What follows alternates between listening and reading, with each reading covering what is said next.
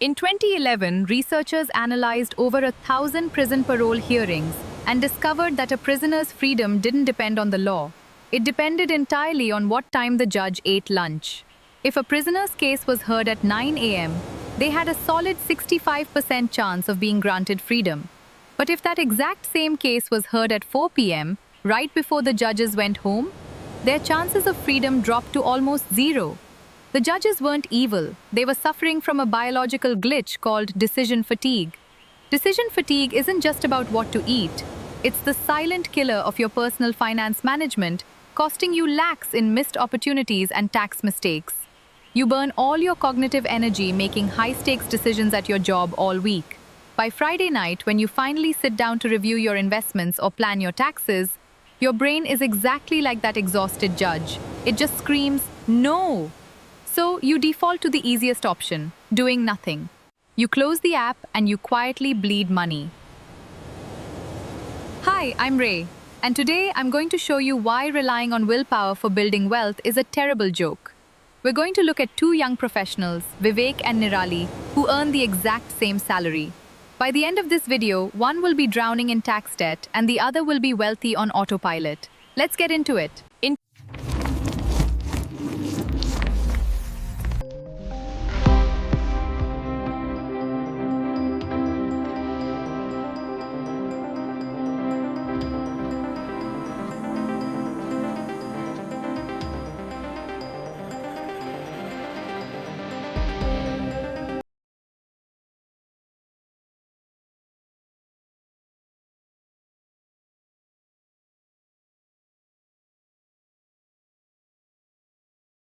Imagine losing 50 lakh rupees from your retirement fund, entirely because of late night biryani. Sounds like a bad joke, right? But I promise you, the math is terrifyingly real. If you're earning a solid salary but still wondering why your bank account is practically gaslighting you every month, you are not alone. And no, you don't need a math degree to fix this. We live in an era with 100 finance apps, yet our money anxiety has literally never been higher. The solution isn't becoming a spreadsheet ninja. Today, we are talking about the financial calendar. It's a system that shifts the heavy lifting away from your tired brain and onto an automated timeline. To show you how this actually works, let's look at two young professionals. Let's call them Vivek and Nirali. They work at the exact same tech park in Bengaluru. Same job title, same take-home pay, same rent. On paper, they are financial twins. But fast forward to the end of the financial year and their realities completely fracture. Nirali is sitting pretty on a compounding, tax-optimized portfolio. Vivek, he's drowning in tax panic, paying penalty fees, and the ultimate ego hit, borrowing cash from his parents. Why the huge gap? It's not because Nirali is a Wall Street genius and Vivek is lazy. It's because human beings have a massive structural flaw when it comes to long-term goals. Let's rewind to January 1st. Both of them set the classic resolution. I am going to manage my money this year. Vivek decides to rely on sheer raw willpower. He tells himself, I'll just sort out my mutual funds on the weekends. Here is the heartbreaking truth about willpower. It is exactly like your phone battery. It drains. Every single time you actively decide whether to save or spend, your brain burns cognitive energy. It's called decision fatigue. By the time Friday evening rolls around, Vivek's cognitive tank is completely empty. The prospect of analyzing mutual funds right then feels like trying to climb Mount Everest in flip-flops. So what does he do? He defaults to inaction. He opens social media and ignores his bank app entirely. We've all done it. It's like hoping you'll get fit just by staring at a motivational poster of Virat Kohli. Nirali knows that waiting for motivation is a trap. Instead, she engineers her environment. Her system is the financial equivalent of sleeping in your gym clothes. You make doing the right thing the path of absolute least resistance. Enter the financial calendar. It is a recurring digital schedule loaded with automated triggers. She is hacking a neurological process called synaptic pruning. Don't worry, it's simpler than it sounds. Basically, our brains are lazy. They strengthen the habits we repeat and delete the ones we don't use. By tying her money check-ins to an unbreakable habit, like her work calendar, Nirali removes choice from the equation. When the calendar pings, she doesn't negotiate with herself. She just executes. So what exactly is she doing when it pings? Let's look at layer 1 of the calendar. It's a 15-minute monthly financial audit to keep your portfolio on track, usually on the last Sunday of every month. And the secret sauce to making this work? The 2-minute rule. If you struggle with procrastination, this changes everything. You shrink a scary task down until it takes less than 2 minutes to start. Because the hardest part of checking your finances isn't the math. It's just opening the laptop and logging in. Once Nirali breaches that 2-minute barrier of action, psychological momentum completely takes over. She's already logged in, so she naturally finishes the 15-minute review and gets on with her Sunday. Meanwhile, Vivek avoids his bank statements entirely. Why? Because the thought of manually tracking 30 days of expenses feels like a 4-hour torture session. And because he doesn't track it, Vivek falls into what wealth managers call the roughly trap. If you ask Vivek what he spends on food delivery, he will confidently tell you, roughly 8,000 rupees a month. His brain remembers the 200 rupee coffees, but it conveniently deletes the delivery fees, the platform fees, the taxes, and the weekend surge pricing. When you actually pull his UPI logs, the reality is terrifying. He isn't spending 8,000, he is spending 18,000 rupees. That is a 10,000 rupee blind spot every single month, evaporating into thin air. If you put that 10,000 rupees a month into a standard equity fund instead, over 15 years, that late-night biryani habit just cost Vivek 50 lakh rupees. But listen, I get it. Nobody wants to manually log 400 tiny UPI scans a month. That sounds like a terrible full-time job. Thankfully, Nirali doesn't do it manually. She lets the RBI's account aggregator framework do the heavy lifting for her. The app securely reads the data without ever seeing her passwords or touching her cash. It's basically like a bouncer at a club. It checks the ID but doesn't confiscate your wallet. From there, the app's algorithm categorizes every single thing she spends automatically. The Swiggy order goes to food, the Uber to transport, and that random 3 a.m. Amazon purchase goes to shopping. So, on that last Sunday of the month, Nirali isn't doing any complicated math. She just opens her app and checks her conscious spending plan.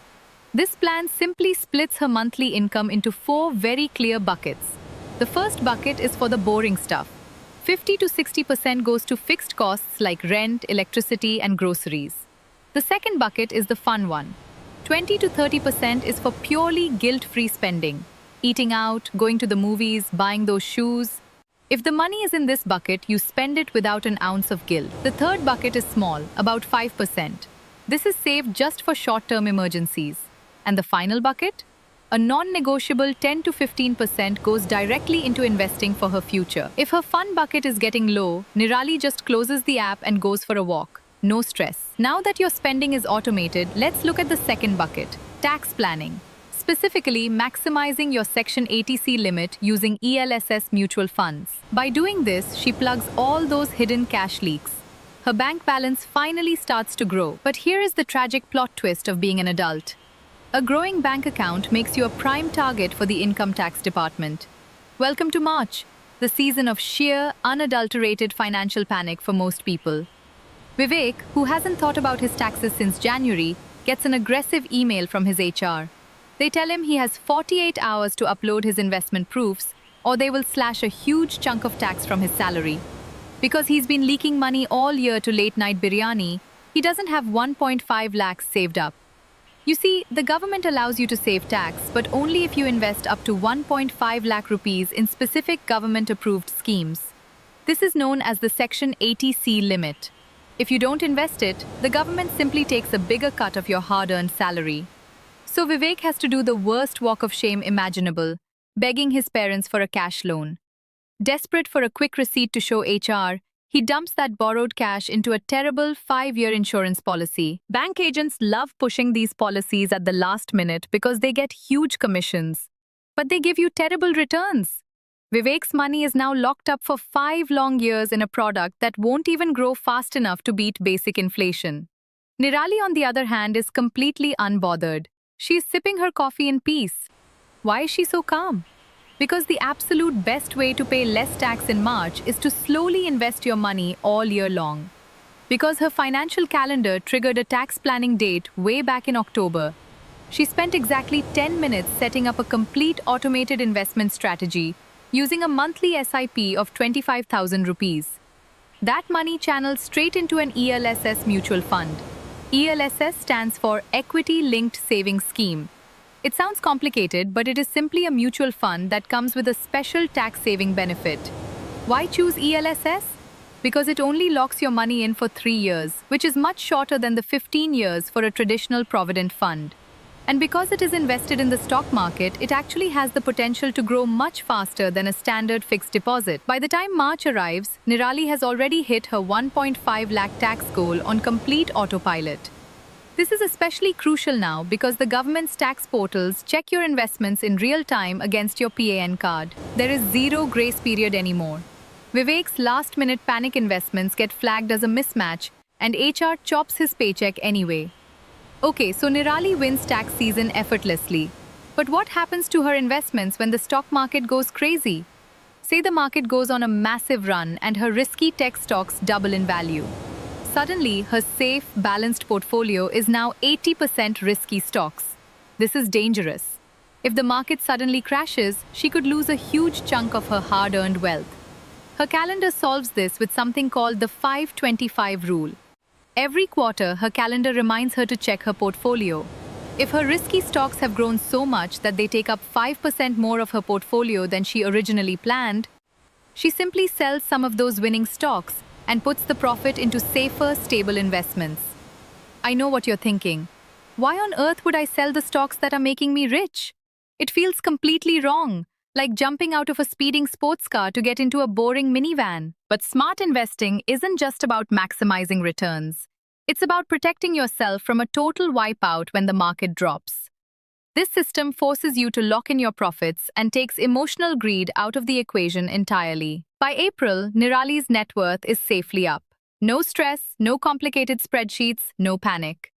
Vivek is exhausted, still in debt, and dreading having to do it all over again next year. So do yourself a massive favor today. Take 2 minutes and set a recurring calendar invite for the last Sunday of the month. Just open whatever app you already use, Google Calendar, Apple Calendar, and create a new event called Wealth Check-in.